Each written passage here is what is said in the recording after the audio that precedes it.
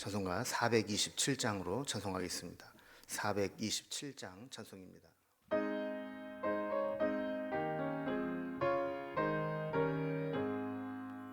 마음 가난한 사람 복이 있나니 천국이 그들의 것임이요 늘 애통하느니 복이 있나니 그들이 위로를 받으리라. 온유한 사람은 복이 있나니 그 땅이 기업이 될 것이요 의사모하느니 복이 있나니 그들이 배부를 것이로다. 긍휼히 여기면 복이 있나니 긍휼히 여김을 받으리라. 마음 정결한 사람 복이 있나니 그들이 하나님 볼 것이라. 화평케 하느니 복이 있나니 그들이 하나님 아들이요 핍박을 받느니 복이 있나니 천국이 그들의 것임이라. 주 위에 욕보면 복이 있나니 하늘의 큰 상을 받으리라. 성부와 성자와 성령께 영광 영원히 돌리세 할렐루야.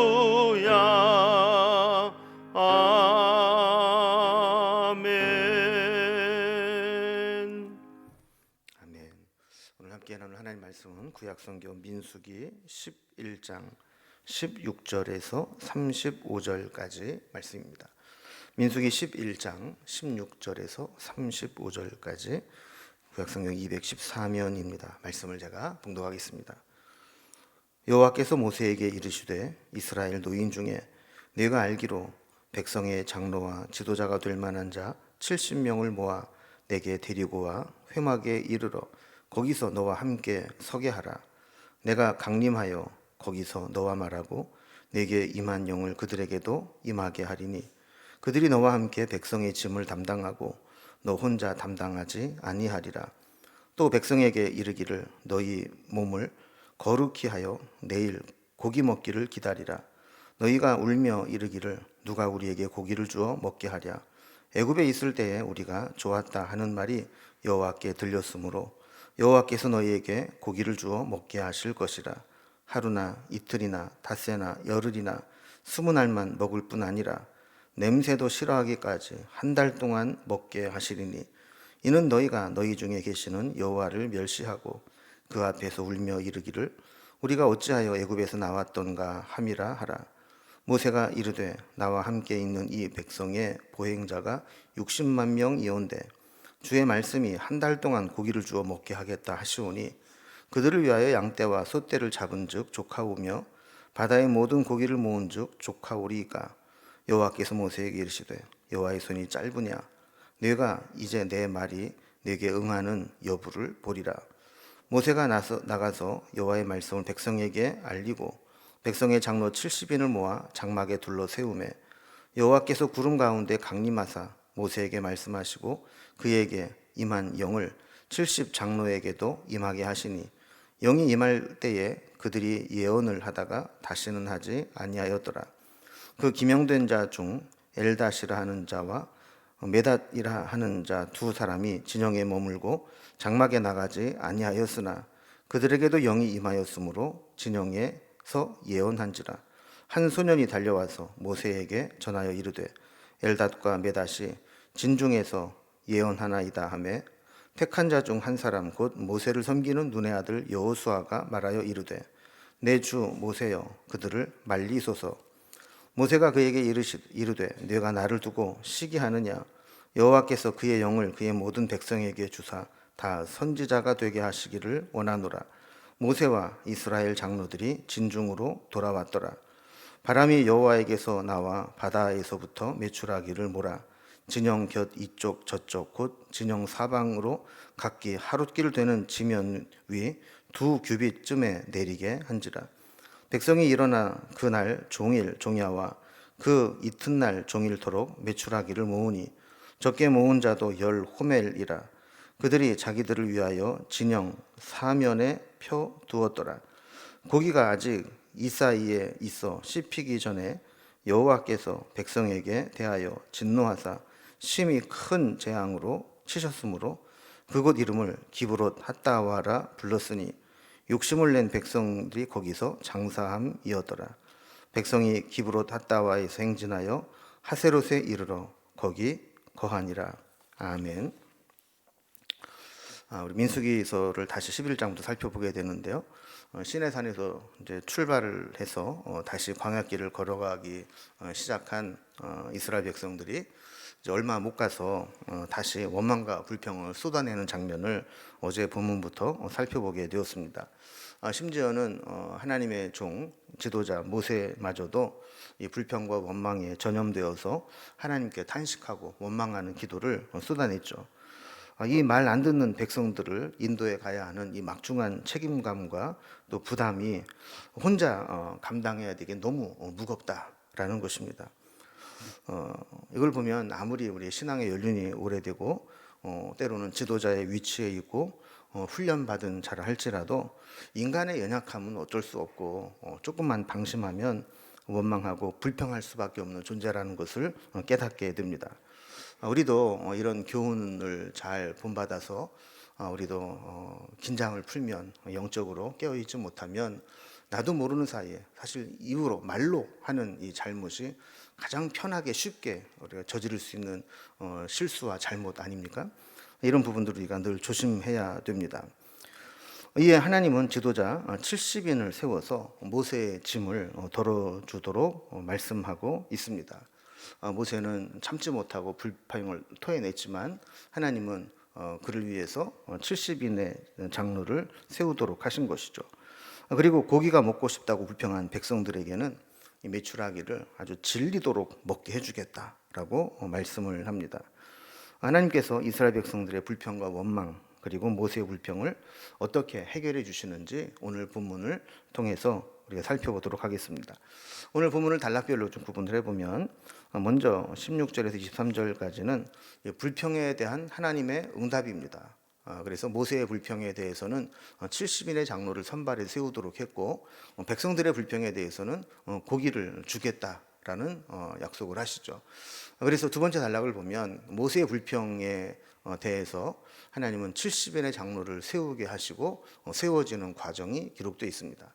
31절 이하에서는 이제 백성들의 불평에 대한 하나님의 응답으로 메추라기를 보내서 그들에게 먹을 수 있게 해주셨고 또 그것을 아주 탐욕스럽게 거두는 모습이 나와 있습니다.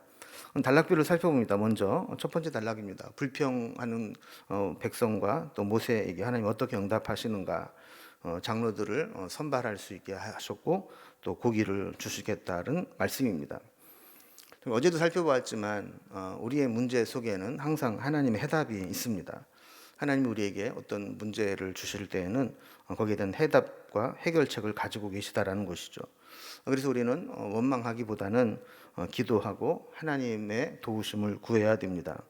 16절 말씀에 보면 하나님께서 모세에게 이스라엘 백성의 장로와 지도자가 될 만한 사람 70명을 모아서 하나님의 임재가 있는 회막에 나오라 그랬습니다. 자, 그러면 이제 17절 말씀처럼 그 나온 자들에게 하나님이 강림하셔서 모세와 말하기도 하고 만나기도 했던 하나님의 영을 그들에게도 부어 주어서 모세가 하는 일을 그들이 나누어서 감당할 수 있게 하겠다라는 말씀입니다. 그리고 18절에서 20절까지 보면 백성들이 그렇게 원망하는 문제를 하나님이 해결해 주겠다라고 말씀하시죠. 18절에 보면 백성들에게 먼저 몸을 거룩히 하여 고기를 내릴 것을 기다리라 그랬습니다. 이 말은 탐욕을 부리지 말고 경건하게 또 절제하는 자세를 가지고 하나님의 인도하심을 받으라는 겁니다. 18절 말씀 이어서 보면 하나님께서 애굽에 있을 때 좋았다는 소리가 안 나오도록 고기를 질리도록 주겠다라는 말씀을 합니다. 19절에서 20절을 보면 백성들이 원망하고 불평하는 것이 잘못됐다라는 것을 보여주기 위해서 하나님은 그냥 겨우 한번 이벤트식으로 고기를 주는 것이 아니라 하루, 이틀, 닷새나 열흘, 20날 이 정도가 아니라 아예 한 달 동안 고기 그러면 냄새가 나서 질려서 싫어할 정도로 고기를 먹게 해주겠다라는 말씀을 하십니다. 그래서 저들이 지금 애굽으로 돌아가겠다느니 괜히 애굽에서 나왔다느니 지금 기력이 없다느니 이런 불평을 하는 것들이 사실은 고기 때문인데 그들이 그렇게 먹고 싶어하는 고기가 어떤 의미가 있는 것인지 한번 냄새 나도록 한번 먹어보면서 깊이 생각해봐라 하는 거죠. 이 말씀을 받았을 때 모세는 이해가 안 됐습니다. 자기 수준에서 자기 기준으로 생각을 하고 계산을 해보니까 하나님의 답이 이해되지 않았던 것이죠. 모세가 어떻게 계산했나 봅시다. 21절에 보면 모세가 이르되 나와 함께 있는 이 백성의 보행자가 60만 명이온데 주의 말씀이 한 달 동안 고기를 주어 먹게 하겠다 하시오니 그랬습니다. 우리가 이제 대가족들이 한번 식사를 하려고 해도 고기를 몇 근을 준비하느냐 참 고민이 많이 되는데 60만 명에게 고기를 주어서 먹게 하는데 그것도 한 달 동안 내내 고기를 먹게 하려면 이 고기가 얼마나 많이 필요하겠느냐 하는 겁니다. 그래서 22절에 보면 그들을 위하여 양떼와 소떼를 잡은즉 좋가오며 바다의 모든 고기를 모은들 좋가오리이까. 한 끼 고기 파티라면 몰라도 한 달 동안 60만 명이나 되는 남자 장정만 60만 명인데 그들에게 고기를 질리도록 먹인다는 것은 자기 계산으로는 도저히 불가능하다라는 것입니다. 이때 하나님께서 23절에 이렇게 말씀하시죠. 여호와의 손이 짧으냐 네가 이제 내 말이 내게 응하는 여부를 보리라 그랬습니다. 우리가 내일 살펴보겠지만 하나님은 모세가 생각한 방법으로 고기를 먹이지 않으셨습니다. 모세가 생각할 때 동원 가능한 고기는 소, 양, 물고기 이런 것이었지만 하나님은 모세가 생각하지 않은 전혀 다른 방법으로 저들에게 질리도록 고기를 먹게 하시는 것이죠. 하나님께서 모세에게 던진 말은 여호와의 손이 짧으냐라는 말씀입니다. 예전 번역에는 여호와의 손이 짧아졌느냐 이렇게 되어 있었습니다. 예전에 하나님께서 행하신 것을 생각해 보라는 겁니다. 과거에는 이런 일들, 이보다 더 큰 기적과 능력을 행하셨는데 지금 이 고기 먹이는 문제, 이거 가지고 하나님이 못할 거라고 생각하느냐 하는 것이죠. 우리는 종종 이런 신앙의 연약함을 보일 때가 있습니다. 예전에 행하신 많은 일들을 돌아보면 정말 기적 같은 일들이 많이 있었고 하나님의 능력이 나타났던 것들을 보았는데 지금 당장 내가 가지고 있는 이 문제는 그보다 훨씬 더 작은 문제임에도 불구하고 이 문제가 해결될 것인가 막 전전긍긍하면서 고민할 때가 있죠. 하나님은 모세에게 한마디 더 하십니다. 네가 이제 내 말이 내게 응하는 여부를 보리라. 모세의 의심에 대해서 하나님께서 일일이 내가 해명하고 설명하지 않겠다. 네가 믿든 못 믿든 내가 어떻게 그 문제를 해결하는지 네가 그걸 보게 될 것이다. 이렇게 말씀을 하는 거죠. 하나님의 능력은 어떤 환경의 제약이나 또 눈에 보이는 것에 제한을 받지 않습니다. 여호와의 손은 여전히 짧아지지 않았습니다. 지금도 믿음으로 구하는 자에게 여호와의 손은 동일하게 응답해 주십니다. 두 번째 단락으로 봅니다. 이제 하나님께서 말씀하신 것이 어떻게 이루어지는지를 살펴보는데 먼저 첫 번째로 모세의 불평에 대해서 하나님이 70인의 장로를 세우시게 하는 것으로 해결책을 주시는 것을 보게 됩니다. 모세가 하나님 앞에 불평했던 것은 이런 것이죠. 내가 책임이 너무 중해서 나 혼자 이 모든 백성을 어찌 감당할 수 있으리까 하는 것이죠. 그러니까 혼자서 이 많은 백성들이 막 원망하고 불평하는 것 다 감당하기가 어렵다라는 거예요. 이런 불평에 대해서 하나님의 해결책은 70명의 지도자를 세우라 하신 것입니다. 24절에 보면 모세가 하나님 말씀대로 백성의 장로 70명의 사람들을 모아서 장막에 둘러 세웠습니다. 그러자 말씀하신 대로 25절에 보면 하나님께서 강림하셔서 모세에게 말씀하시고 그에게 임했던 영을 여기 모인 70명의 장로들에게도 동일하게 부어 주신 겁니다. 그랬더니 그 70명의 장로들이 하나님의 영을 받고 모세처럼 예언도 하고 말씀을 전하기도 했습니다. 그러나 이것은 어떤 사인이었기 때문에 늘 그렇게 예언을 한 것은 아니었고 그날뿐이었다라고 이야기를 하죠. 이렇게 하나님이 그들에게 임하셔서 강림하시고 성령을 부어주신 것은 그들이 모세를 도와서 모세의 부담을 모세가 해야 될 업무를 대신 감당할 수 있는 자격을 주고 능력을 주셨다라는 것을 보여주시는 것이죠. 그런데 26절에 보면 엘닷과 메닷이라는 사람에 대한 이야기가 나옵니다.